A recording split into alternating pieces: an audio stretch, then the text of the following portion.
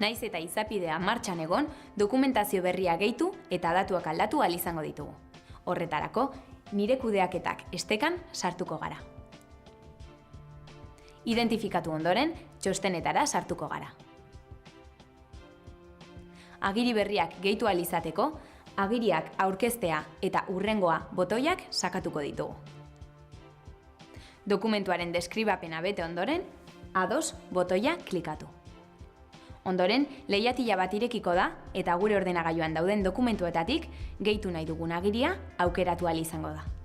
Gure ordenagailuan dauden dokumentuak bilatzeko, examinar botoia sakatuko dugu.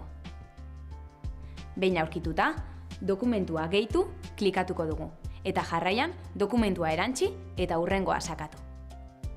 Orain, formularioa agertuko zaigu eta ados egonez gero, sinatu klikatuko dugu.